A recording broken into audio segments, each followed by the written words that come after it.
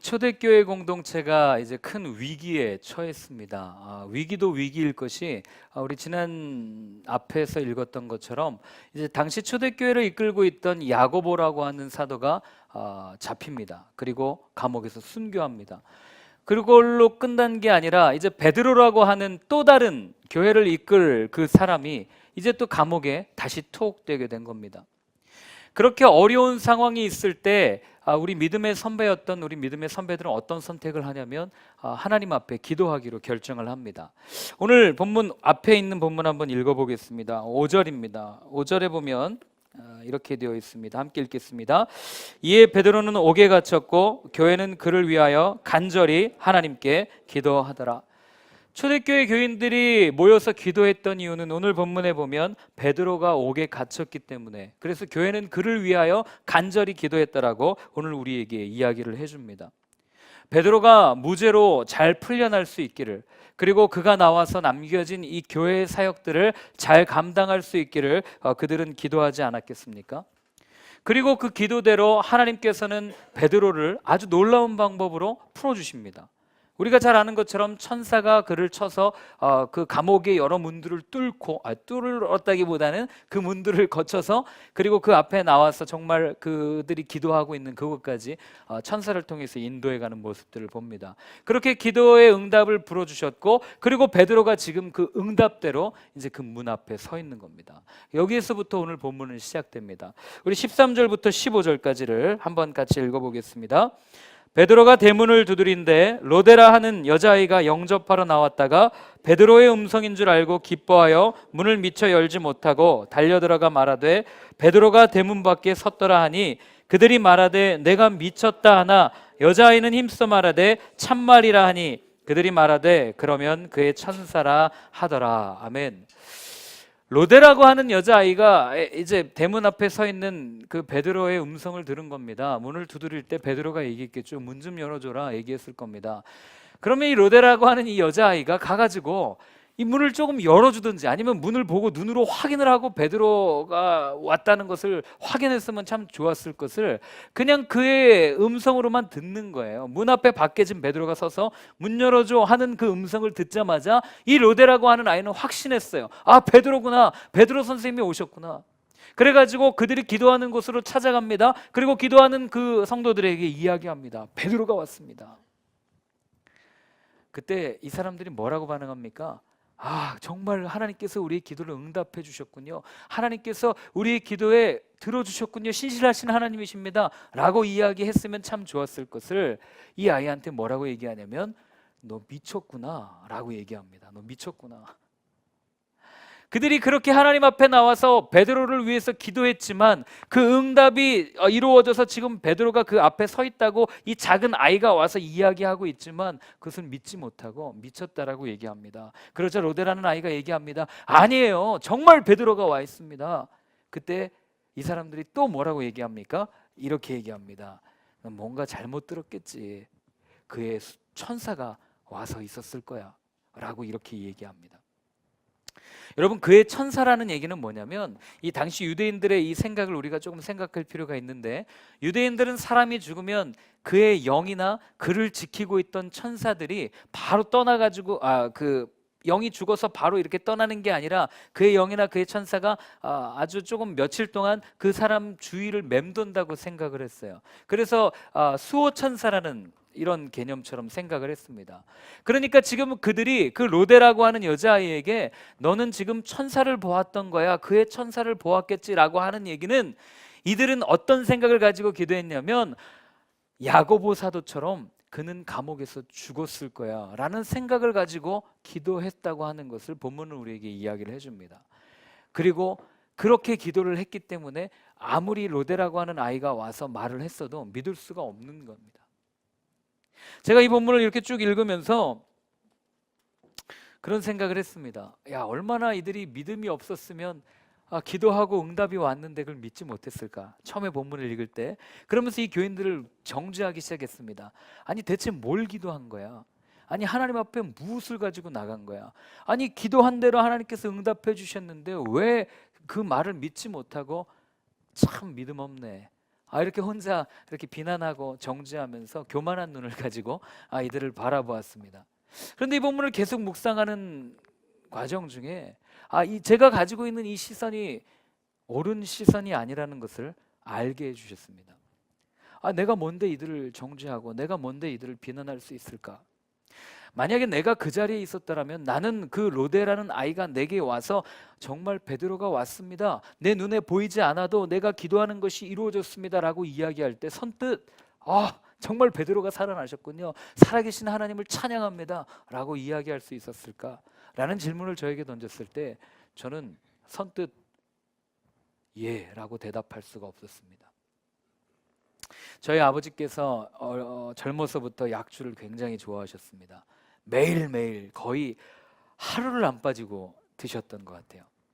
그 결과로 지금은 간경화라는 아주 이렇게 좀 힘든 상황들을 보내고 있습니다.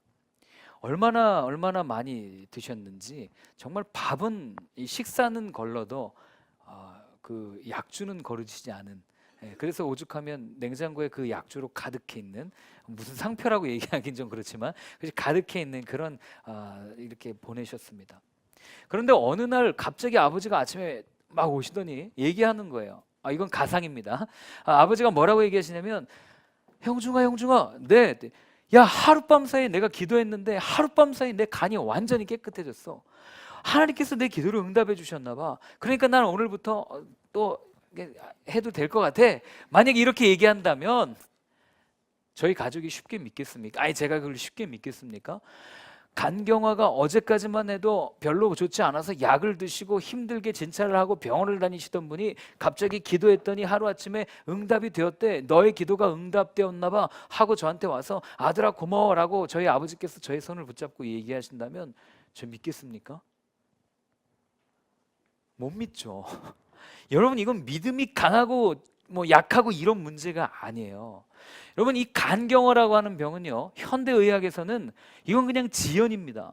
현상유지예요. 이게 더 좋아지고 나빠지고 더 좋아지고 완치되고 이걸 기대하기는 상당히 어렵습니다. 그래서 그냥 약을 드시면서 그냥 현상 유지하고 그냥 그 간에 그걸 그냥 지연시킬 뿐입니다.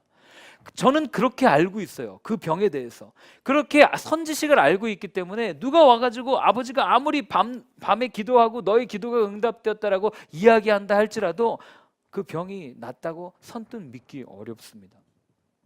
여러분, 이거랑 동일합니다. 저희는요 기도합니다. 우리가 많이 하나님 앞에 나와서 기도하지만 우리의 기도는 우리의 경험 안에서 이루어집니다. 우리의 기도는 우리의 생각 안에서 이루어지고 우리의 이성 안에서 이루어집니다. 우리는 살아오면서 참 많은 경험들을 하게 돼요.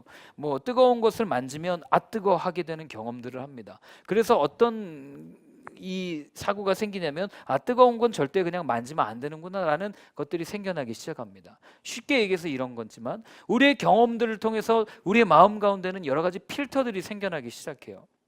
이럴 땐 이렇게 했고 이럴 땐 이런 경험을 통해서 이런 필터들이 생겨납니다. 경험이 많으면 많을수록 더 많은 필터를 가지고 있어요.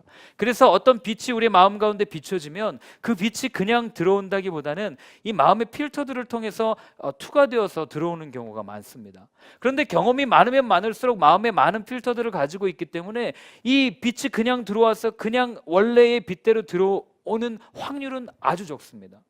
우리는 어떤 빛이 들어올 때 이미 우리 마음에 있는 그 필터들을 통해서 들어오기 때문에 우리가 가지고 있는 경험, 우리가 가지고 있는 이성, 우리가 가지고 있는 생각을 가지고 이것을 왜곡해서 받아들이기 쉽다고 하는 사실입니다.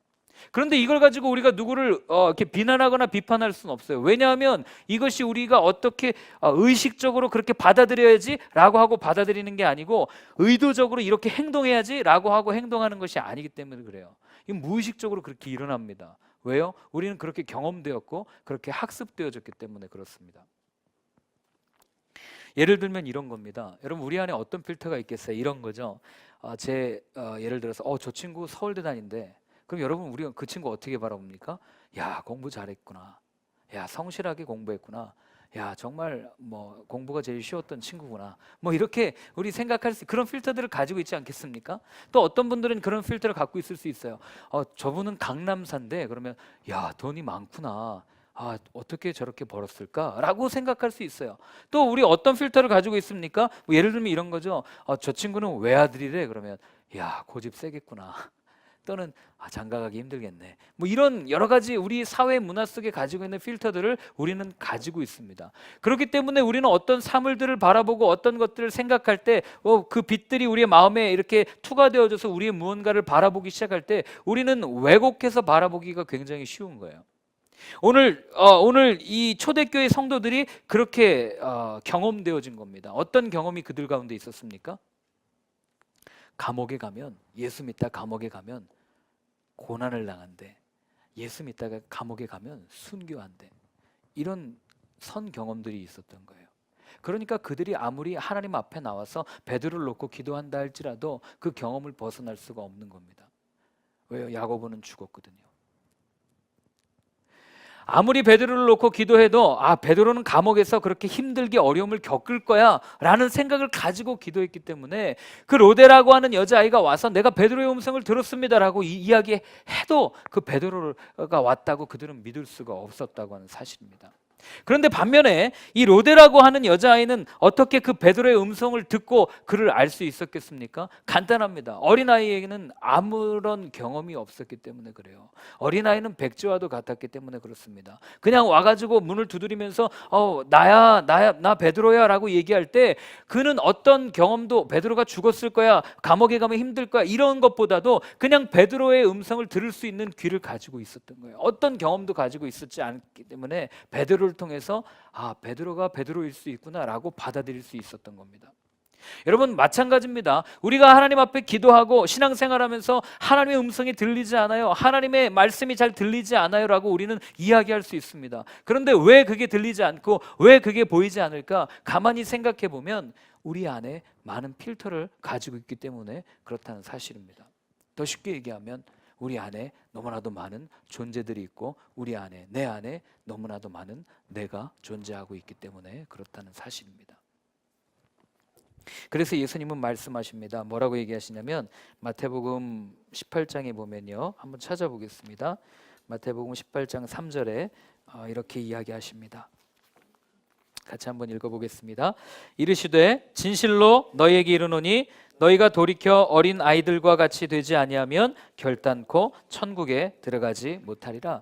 예수님께서 말씀하시기를 너희가 어린아이와 같이 되지 않으면 천국에 들어갈 수 없다고 얘기합니다. 이게 무슨 말씀이겠습니까? 어린아이처럼 철이 없어야 들어가는 겁니까? 천국은 어린아이처럼 눈치가 없어야지 들어가는 곳입니까? 아닙니다. 어린아이처럼 하나님의 말씀을, 예수님께서 하신 말씀을 액면가 그대로 받아들일 수 있는 순수함을 가지고 있는 사람이 하늘나라에 들어갈 수 있다고 예수님 말씀해 주시는 겁니다. 오늘 로데가 베드로의 음성을 듣고 기도의 응답처럼 이렇게 그의 음성을 들을 수 있고 믿을 수 있었던 이유는 그의 마음에 그런 순수함을 가지고 있었기 때문입니다. 그럼 우리는 결론을 내릴 수 있습니다. 왜 우리는 하나님의 음성을 들을 수 없습니까?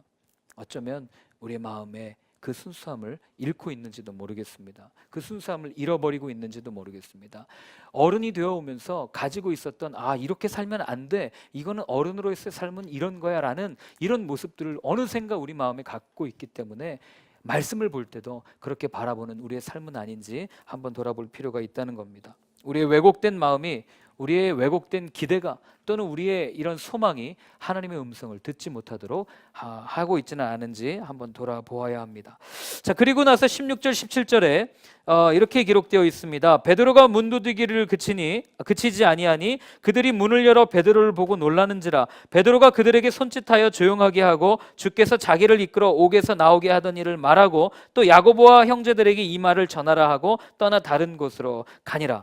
문을 열어보니까 정말 베드로가 와 있는 겁니다. 얼마나 놀랬겠습니까? 그리고 이분들이 봤을 때 정말 기도가 응답되어진 것을 보고 얼마나 또 하나님 앞에 하나님을 찬양했겠습니까? 그리고 나서 베드로는 어떻게 합니까? 그동안 자기가 겪었던 일들을 그 사람들 앞에서 다 이야기하고 이제 떠나는 모습들을 보게 됩니다. 어떻게 보면 감옥에서 나왔으면 더 많은 일들을 감당할 수도 있었을 거예요. 그리고 더 많은 일을 해야만 한다고 생각했을지도 모르겠습니다. 그러나 베드로는 여기까지입니다. 여기까지 하고 하나님께서 그를 이제 쭉 뒤로 숨기시고, 이제 오늘 본문을 끝으로 다음 주부터 시작되는 본문은 선교여행 본문이거든요. 그때를 통해서 또 새로운 사람들을 하나님께서 세우시는 것들을 우리는 보게 됩니다. 이렇게 베드로가 감옥에서 나오고 나서 이제 난리가 났습니다. 우리 한번 읽어볼까요? 18절 19절 한번 같이 읽어보겠습니다. 날이 새매 군인들이 베드로가 어떻게 되었는지 알지 못하여 적지 않게 소동하니 헤롯이 그를 찾아도 보지 못하며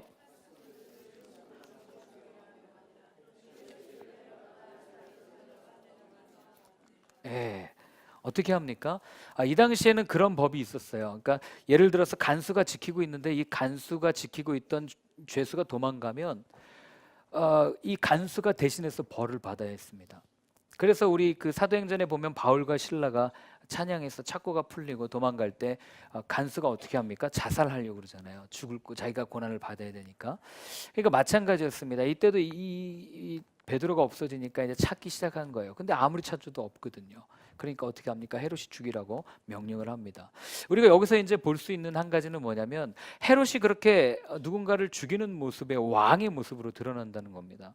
생명을 좌지우지할 수 있는 헤롯의 모습으로 나타나지만, 그리고 그가 그렇게 살아가는 모습을 보이지만, 그러나 이 다음에 나타나는 그의 모습을 통해서 그가 생명을 좌지우지할 수 없는 한 명의 그냥 사람에 불과하다는 것을 오늘 본문은 우리에게 이야기를 해줍니다. 20절부터 23절까지 한번 같이 읽어보겠습니다. 헤롯이 두로와 시돈 사람들을 대단히 노여워하니 그들이 지방이 왕국에서 나는 양식을 먹는 까닭에 한 마음으로 그에게 나와 왕의 침소 맡은 시나 블라스도를 설득하여 화목하기를 청한지라. 헤롯이 나를 택하여 왕복을 입고 단상에 앉아 백성에게 연설하니 백성들이 크게 부르되 이것은 신의 소리요 사람의 소리가 아니라 하거늘 헤롯을 영광을 하나님께로 돌리지 아니하므로 주의 사자가 고치니 벌레에게 먹혀 죽으니라. 아멘. 무슨 일인지는 성경은 기록하지 않습니다. 그런데 이 헤롯이라는 왕이 이 두로와 시돈 지방에 사는 사람들에게 양식을 끊어버린 거예요. 이 두로와 시돈이 베니게 지방인데 이 베니게 지방 사람들은 이 헤롯의 영토에서 나는 양식을 받아야만 먹고 살 수 있는 관계입니다. 근데 무슨 일인지 모르겠지만 이걸 끊고 헤롯이 지금 분노해 있어요. 그러니까 사람들이 어떻게 하냐면 어떻게 해서든지 이 헤롯에게 가가지고 이 관계를 좀 풀고 먹을 걸 받아야 하는 관계였습니다. 그러니까 오늘의 용어로 얘기하면 헤롯은 갑이고 이 베니게 사람들은 을의 관계였었던 거예요.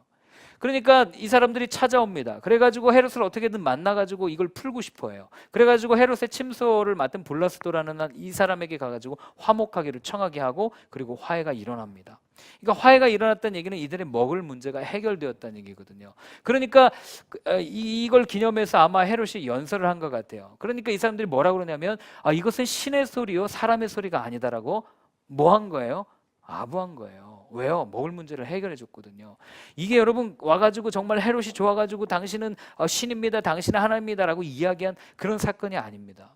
먹을 것을 해결해 줬기 때문에 가가지고 당신은 정말 이 연설은 신의 소리지 하나님 이거는 사람의 소리가 아닙니다라고 아첨한 겁니다. 이 동일한 사건을 유대 역사가였던 요세푸스는 어떻게 기록하냐면 이렇게 기록하고 있습니다. 로마의 황제를 기념하는 축일에 이 헤롯이라고 하는 사람이 온 몸에 은으로 된 옷을 입고 이제 나옵니다. 은으로 된 옷을 입고 이제 쫙 나오니까 근데 그때 이제 해가 쭉 떠오르는 거죠. 해가 뜰 때 이 순은으로 된 옷을 입으면 여러분 아시겠지만 어떻게 되면 반짝반짝 빛나는 거예요. 마치 은 물결이 치듯이 빛나는 그 모습을 보고 이 사람들이 뭐라고 그랬냐면 이렇게 얘기했습니다. 저거는 하나님의 영광이지 사람의 영광이 아닙니다. 그렇게 기록을 하고 있어요. 그러니까 우리가 뽑아낼 수 있는 동일한 얘기는 뭐냐면 이 베니게 사람들은 지금 헤롯이라는 사람을 통해서 뭐 하고 있는 겁니까? 아부하고 있는 거예요. 그런데 헤롯은 죽어요. 그죠? 아니 헤롯이 뭘 잘못했길래 죽습니까? 그냥 아부한 건 그들인데 헤롯한테 와가지고 아첨한 건 그들인데 왜 헤롯이 죽습니까? 무슨 잘못을 했길래? 오늘 성경은 그것을 분명하게 이야기를 해줍니다. 함께 읽어보겠습니다. 23절 다시 한번 읽겠습니다. 헤롯이 영광을 하나님께 돌리지 아니하므로 주의 사자가 고치니 벌레에게 먹혀 죽으니라. 아멘. 여러분 이게 뭐냐면요, 헤롯이 어떤 마음을 가지고 있었냐면 그러니까 이런 겁니다. 이 헤롯이 스스로가 갑의 입장에 있었던 것 같아요. 그래가지고 내가 내 스스로 내가 너희들의 먹을 것을 해결해 줄 수 있어 하는 그 교만한 마음을 그가 가지고 있었던 겁니다. 그래서 자신의 힘을 가지고 먹을 것을 풀어주고 내가 너희들에게 이렇게 해줄 수 있어 라는 그 자만함을 가지고 나아가고, 그 자만함을 가지고 나아갈 때 사람들이 그에게 아부하고 아첨할 때, 여러분 사실 보세요. 먹을 건 누구에게 달린 문제입니까? 하나님께 달린 문제잖아요. 우리 다 알고 있잖아요. 그런데 그것을 하나님께 영광 돌리지 아니하고 이건 내가 해결한 거야 라고 자기에게 자기의 칭찬을 돌렸다고 하는 사실입니다. 그때 하나님은 그런 헤롯을 가만히 두지 않으셨다고 성경은 기록하고 있습니다. 그런데 이 모습을 보면요, 제가 이 모습을 보면서 어떤 생각이 들었냐면, 오늘날 이 교회 모습을 보는 것 같다라는 생각을 잠깐 했습니다. 여러분 사실 교회는 누가 드러나고 누가 안 드러나고 하는 공간이 아닙니다. 그런 장소가 아니잖아요. 그냥 우리는 함께 모여서 예배하고, 그리고 교회라는 공동체는 생명을 나누면 그걸로 만족해야 되는 공동체인데, 언제부턴가 교회에서 누군가가 드러나기 시작합니다. 목사들이 드러나기 시작해요. 무슨 일을 하고, 왜 누군가를 가서 오른손이 하면 왼손이 모르게 도우라고 하셨는데 왜 오른손이 하는 일을 오른손이 했다고 이야기하는 그런 교회들의 모습을 우리는 오늘 너무나도 쉽게 보게 됩니다. 교회가 어디 가서 무슨가 봉사를 하고 좋은 일을 한 다음에 왜 그 다음에 교회 이름이 드러나야 됩니까? 왜 무언가를 해놓고 이야기할 때 왜 목사들의 이름이 드러나야 됩니까? 예수님의 이름이 드러나면 그걸로 되는 거 아니겠습니까? 그런데 왜 우리는 오늘날 그걸 보고도 아무도 그것이 성경적이지 않다고 이야기할 수 없는 시대가 되어버렸습니까? 저희가 지난주에 제주에 가서 베이스캠프에서 예배를 드렸습니다. 베이스캠프는 하나님의 교회입니다. 예수님이 드러나면 그걸로 된 겁니다. 저희들이 막 광고하지 않고 막 베이직 교회가 뭐 이렇게 얘기하지 않았던 이유는 그 교회는 하나님 거 아니겠어요? 그 교회를 통해서 베이직 교회가 드러나고 그 교회를 통해서 우리 교회 목사님들이 드러난다면, 여러분 우리가 헤롯과 다른 모습이 뭐가 있을 수 있겠습니까? 여러분 마찬가지예요. 제가 앞에서 이렇게 설교하고 있지만 이 설교를 통해서 제 모습이 드러나면 여러분 정말 제가 얼마나 회개해야 되겠습니까? 그런데 이게 저한테만 해당되는 문제입니까? 여러분 우리 마찬가지예요. 우리가 무언가 일을 하고 무언가 할 때 그걸 어디서 할 수 있냐면, 여러분들 직장에서 또는 여러분들의 사업장에서 내가 무언가 열심히 노력합니다. 열심히 일합니다. 근데 다른 사람이 나를 칭찬 안 하고 다른 사람을 칭찬하고, 내가 정말 밤새도록 죽으라 했는데 내가 드러나는 게 아니라 다른 사람이 드러날 때 우리는 어떻습니까? 쉽게 분노합니다. 제가 어떤 목사님에게 그런 이야기를 들었어요. 너가 드러나지 않아도 하나님의 일이 드러나면 그걸로 기뻐하면 돼. 여러분 이게 정말 하나님의 사람들 아니겠습니까?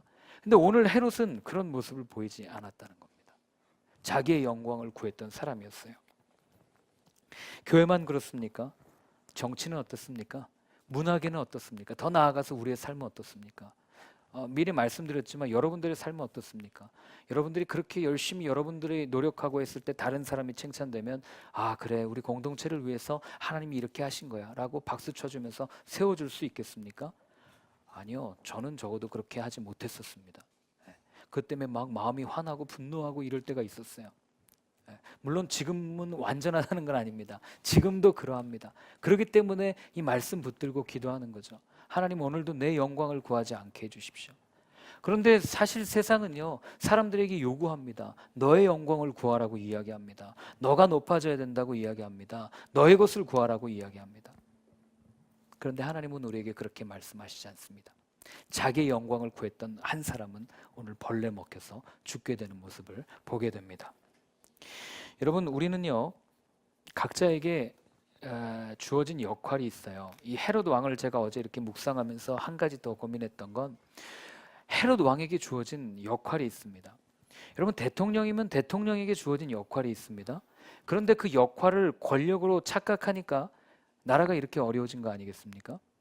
선생님에게는 선생님에게 주어진 역할이 있습니다. 어떤 역할입니까? 학생들을 잘 가르치고 소양을 있게 잘 양육해서 그 학생들이 이 나라를 이끌어갈 수 있는 인재가 될 수 있도록 잘 보살펴주는 것이 선생님의 역할인데, 그런데 언제부터 잘못된 선생님들은 뒷돈을 받고 부정 입학을 시키고, 우리 사회에 온갖 비리가 이렇게 만연하고 있는 이유가 무엇입니까? 역할을 권력으로 착각했기 때문에 그렇습니다. 헤롯도 마찬가지였어요. 헤롯에게 주어진 역할이 무엇이었겠습니까? 헤롯에게 주어진 역할은 하나님의 백성들을 하나님의 나라답게 잘 살 수 있도록 보살피고 일굴 수 있도록 하나님께서 그렇게 지도자로 세우신 것이었어요.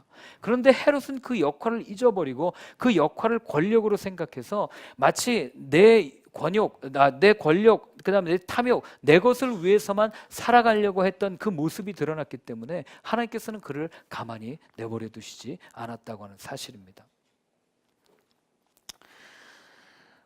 권력과 탐욕에 눈이 멀수록 명예와 영광에 대한 집착도 커지기 때문에 그렇습니다. 오로지 자신의 영광만을 위해서. 그래서 사실 이 사도행전 이 12장의 그 야고보 사도를 잡아들인 그 이유도 헤롯이 사실 자기의 영광 때문 아니었겠어요? 유대인들을, 이 그리스도인들을 핍박하니까 유대인들이 환호하거든요. 그러니까 자연스럽게 또 잡아들여야지, 또 잡아들여야지. 잡으니까 이 사람들이 나를 높여주네 하고 잡아들인 거 아니겠습니까? 그 결과는 어떻습니까? 자기의 영광을 따라간 그 끝은 벌레 먹혀 죽는 삶이었습니다. 반면에요, 여러분, 요가복음이래요. 그 요한복음에 나타나는 예수님의 삶은 어떻습니까? 우리 한번 찾아볼까요? 요한복음 8장 50절입니다. 요한복음 8장 50절 함께 같이 읽겠습니다. 나는 내 영광을 구하지 아니하나 구하고 판단하시는 이가 계시니라. 54절 한 번 더 읽겠습니다. 예수께서 대답하시되 내가 내게 영광을 돌리면 내 영광이 아무것도 아니거니와 내게 영광을 돌리시는 이는 내 아버지시니 곧 너희가 너희 하나님이라 칭하시는 그이시니라. 아멘. 예수님 뭐라 그러세요? 내 영광을 내가 구하지 않는다. 내게 영광을 구해 주시는 분이 계신다라고 얘기합니다. 예수님은 사람의 눈으로 볼 때는 정말 처절하게 실패하신 분 아니었어요? 십자가 지시고 그냥 그렇게 죽으신 분이었잖아요. 영광이라고 할 게 뭐가 있겠습니까? 그런데 그렇게 자신의 영광을 구하지 아니하고 하나님의 뜻을 따라서 자신의 역할을 알고 그렇게 십자가를 졌을 때 빌립보서에 따르면 하나님께서 어떻게 하십니까? 모든 이름 가운데 가장 뛰어난 이름으로 세워주시고 모든 사람들이 그의 이름을 높이게 하는 그 일들을 보게 되지 않습니까? 동일한 시대를 살았던 사람인데 자기의 욕심을 구하고 자기의 영광을 구하는 사람의 끝과 그리고 자기의 역할을 알고 끝까지 십자가를 지면서 하나님께 순종했던 사람의 끝은 이렇게 다릅니다. 오늘 그 본문에 보면 23절에 보면 이렇게 되어 있습니다. 주의 사자가 곧 친히 벌레에게 먹혀 죽으니라. 근데 여러분, 여기 치다라는 단어가 오늘 그 앞쪽에 보면 7절에 보면 이렇게 되어 있거든요. 호련히 주의 사자가 나타나매 옥중에 광채가 빛나며 또 베드로의 옆구리를 쳐 깨워 이르되 급히 일어나라. 이게 같은 단어예요. 제가 말씀드리고 싶은 게 뭐냐면, 여러분, 하나님은 동일하게 우리를 터치하고 계십니다. 근데 그 터치가 때로는 헤롯을 쳤던 터치일 수 있고 또 때로는 베드로를 쳐서 깨웠던 터치일 수 있습니다. 동일한 터치를 받았지만 한 사람은 죽음에서 생명을 얻었고 한 사람은 생명에서 죽음으로 가는 터치를 받았습니다. 여러분들은 어떤 터치를 받고 계십니까? 하나님은 우리에게 자유의지라는 걸 주셨어요. 선택은 우리가 하는 거예요. 이 말씀을 읽을 때마다 저는 그런 생각을 합니다. 말씀을 읽을 때마다 주어지는 깨달음이 있고 또 말씀을 읽을 때마다 하나님께서 주시는 마음이 있어요. 그 마음을 알고 거기서 멈추면 그걸로 끝난 거죠. 그러나 그 말씀대로 살겠다 안 살겠다 선택은 제가 하는 겁니다. 하나님이 우리에게 주신 선물이에요. 자유의지라는 선물입니다. 여러분, 우리의 선택까지도 하나님께 책임을 돌리지 않게 되기를 바랍니다. 자, 그러면 오늘 본문 가운데 우리에게 분명하게 보여주시는 두 가지 중에 여러분은 어떤 터치를 받고 있습니까? 여러분, 어떤 삶을 살고 계십니까? 여러분들은 정말 끊임없이 자기의 영광을 구하면서 그렇게 끊임없이 내 탐욕을 채워가기 위해 걸어갔던 그 헤롯의 삶을 살아가십니까? 아니면 내가 가지고 있는 건 아무것도 없었지만 정말 순수한 마음으로 기도했고 그리고 베드로의 음성을 들었을 때 그 베드로가 베드로였다고 확신할 수 있는 믿음을 가졌던 로데의 삶을 살아가시겠습니까? 선택은 여러분들이 하시는 겁니다. 저는 여러분들이 정말 말씀을 그대로 받을 수 있는 그런 순전함을 갖고 계시기를 바랍니다. 그 말씀을 그대로 받아들이는 순전함이 있을 때 우리의 기도의 응답은 기적이 아니라 일상이 될 겁니다. 우리의 기도의 응답이 일상이 될 때 그것이 바로 주님께서 우리에게 원하시는 삶이요, 그리고 그것이 주님께서 우리에게 바라시는 삶의 모습일 겁니다. 우리 시간 함께 같이 기도할 때 이렇게 한번 기도했으면 좋겠습니다. 하나님, 정말 어쩌면 하나님은 지금도 우리에게 매 순간순간 말씀하고 계시는지 모르겠습니다. 그런데 우리의 마음에 있는 여러 가지 상황과 또 여러 가지 것들이 하나님의 말씀을 듣지 못하게 하고 그 음성을 듣지 못하게 하고 바라보지 못하게 할 때가 얼마나 많은지 모르겠습니다. 하나님, 이 시간 다시 한번 주님 앞에 간절히 기도합니다. 하나님, 우리에게 말씀을 들을 수 있는 순전함을 허락하여 주시옵소서. 하나님, 정말 그 말씀을 듣고 하나님께서 말씀하셨습니다라고 확신을 가질 수 있는 그 마음을 우리에게 허락하여 주시옵소서. 함께 같이 그렇게 기도하겠습니다. 하나님 아버지, 그렇습니다. 하나님, 저희들 늘 하나님 앞에 나와 기도하고 하나님의 음성을 구하는 삶이지만 아버지 하나님, 때로는 너무나도 부족하고 연약할 때가 얼마나 많은지 모르겠습니다. 하나님 아버지, 정말 그렇게 주님께서 우리에게 날마다 말씀하여 주시지만 하나님, 그렇게 살아가지 못하는 아버지, 정말 내 안에 여전히 내가 너무나도 많아서 하나님의 음성을 듣지 못하고 살아가는 하나님의 연약함을 주님 앞에 내어놓사오니 아버지 하나님, 정말 내 안에 있는 탐욕과 이기심과 이 마음들 다 주님 앞에 내어놓게 하시고 주님, 정말 그렇게 주님과 함께 서며 나아가는 하나님 삶을 살아가는 저희들 될 수 있도록 하나님 아버지 도와주시옵소서. 하나님 아버지, 우리 마음에 있는 여러 가지 장애물들이 있습니다. 이 장애물들 이 시간 주의 십자가 앞에 내려놓습니다. 그 십자가 앞에 내려놓을 때 십자가를 통하여 주셨던 그 자유함을 누릴 수 있도록 도와주시고 우리의 귀를 열어주시고 우리 눈을 열어주셔서 주님께서 오늘도 우리에게 하시는 말씀을 온전히 받아들이는 저희의 삶이 되게 하나님 도와주시옵소서. 예수님의 이름으로 기도드립니다.